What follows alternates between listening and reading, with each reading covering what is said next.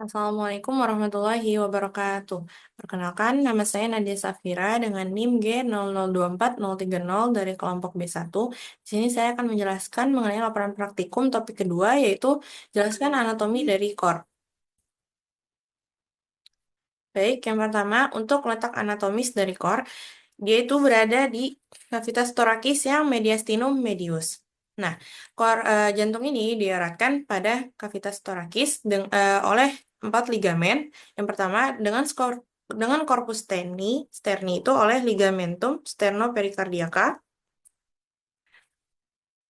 Di sini, lalu dengan processus sipoideus, dia itu oleh ligamen sipopericardiaca.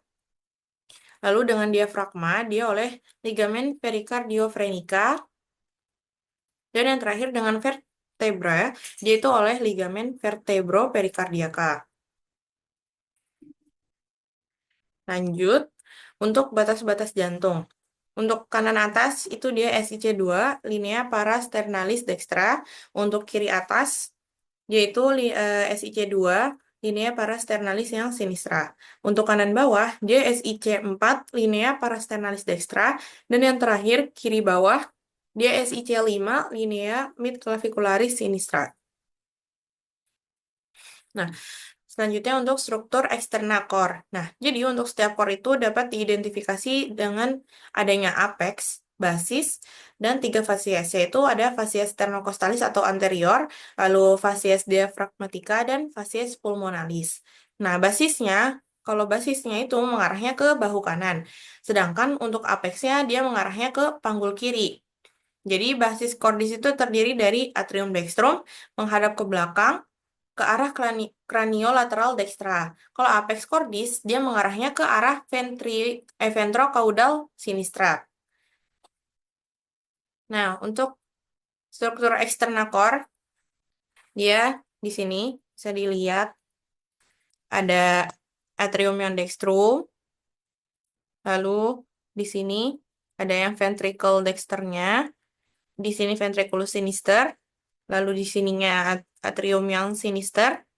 Di sini terlihat ada arteri subclavia sinistra, arteri carotis communicis sinistra, truncus brachiocephalicus yang merupakan cabang-cabang dari arcus aorta. Lalu ada arteri pulmonalis dextra, arteri pulmonalis sinistra, ada vena cava inferior, dan vena cava superior. Nah, di sini apex. Dia itu tadi menghadapnya ke ventrocaudal sinistra. Kalau untuk basisnya, tadi menghadapnya ke craniolateral dextra. Nah, bisa dilihat juga di sini ada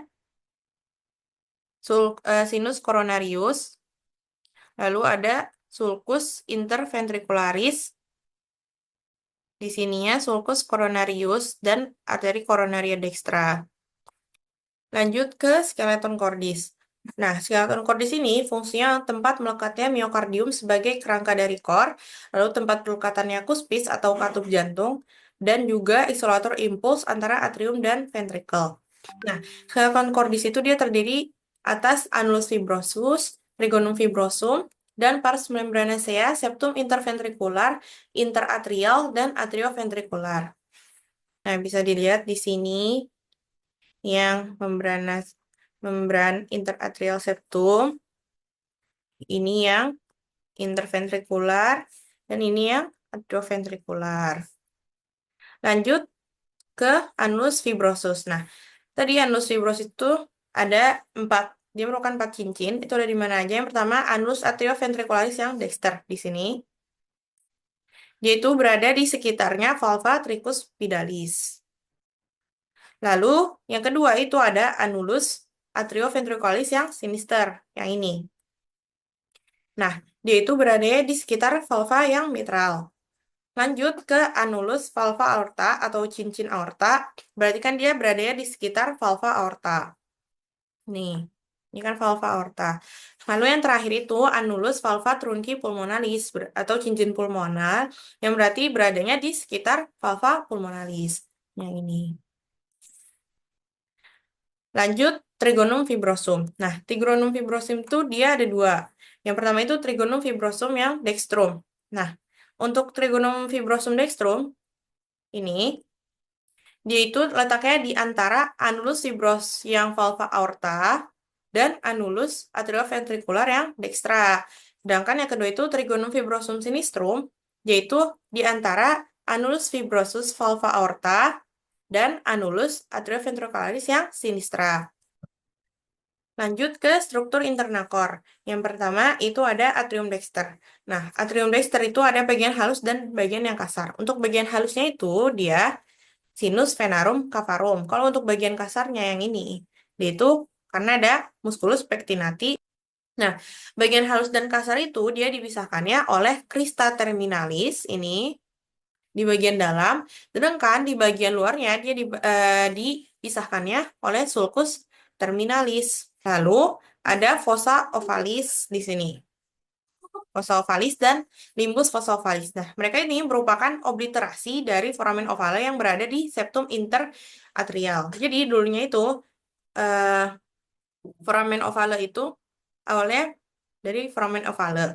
Terus semakin kita menjadi dewasa, dia berobliterasi menjadi fossa ovalis. Selanjutnya ada ostium atrioventriculis dextra. Dia itu menghubungkan dengan ventriculus yang dexter.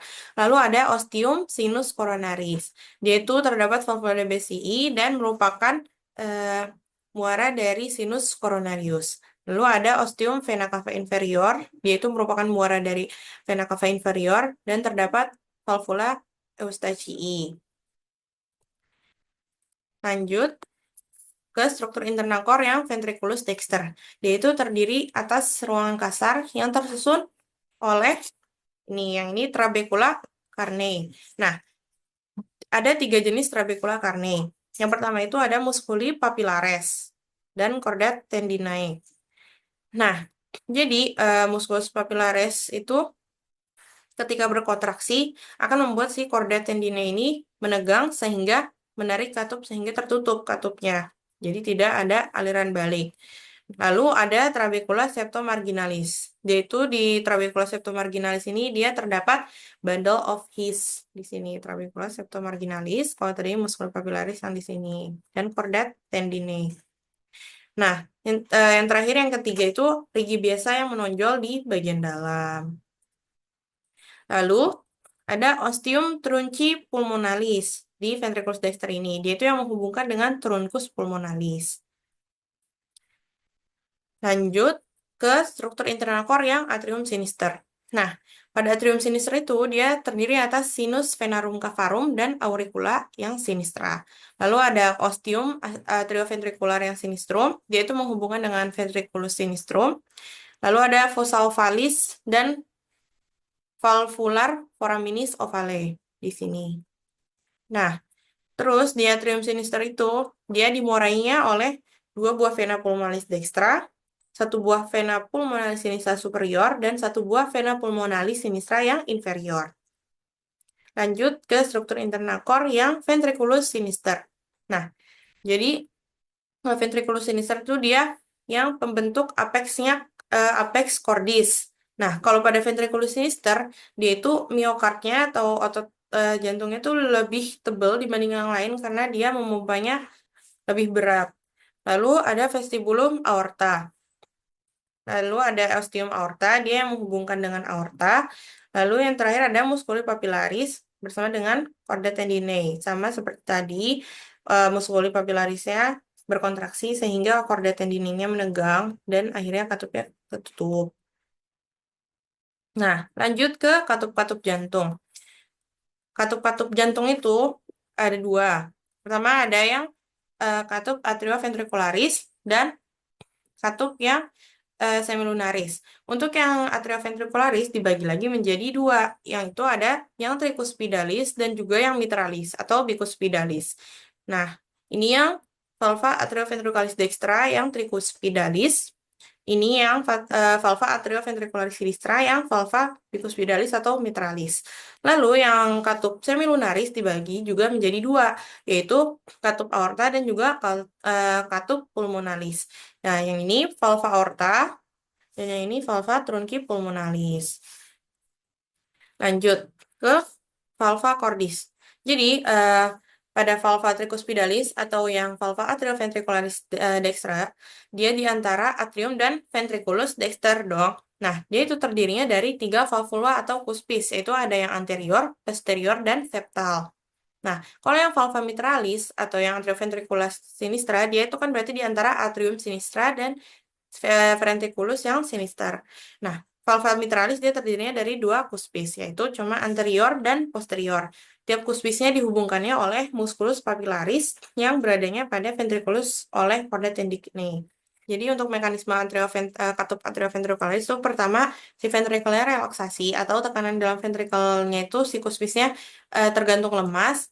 Lalu si kedua valva atrioventricularisnya terbuka sehingga darah masuk ventrikel dan darah yang di ventrikel penuh, jadinya katupnya terdorong oleh aliran darah dan si korda tendinenya tertutup dan muskulus papilarisnya menegang. Kalau untuk yang katup semilunar, yang pulmonal dan aorta, dia mengatur aliran darahnya dari ventrikel ke arteri besar atau truncus pulmonalis dan aorta. Katup pulmonal dia mengontrolnya itu pembukaan dari ventrikel kanan ke dalam truncus pulmonalis dan katup aorta mengontrol pembukaan dari ventrikel kiri ke aorta. Nah, masing-masing itu dia memiliki 3 titik berbentuk seperti saku baju. Kalau valva trunki pulmonalis dia terdiri dari 3 valvula seperti bulan sabit atau semilunar. Itu anterior, dexter, dan sinister. Kalau yang valva semilunaris atau yang aorta, kalau buat yang valva semilunaris yang aorta, dia itu terdiri juga dari 3 valvula semilunaris. Itu dextra, sinister, dan posterior. Mungkin itu saja yang bisa saya sampaikan. Kurang lebihnya mohon maaf. Wassalamualaikum warahmatullahi wabarakatuh.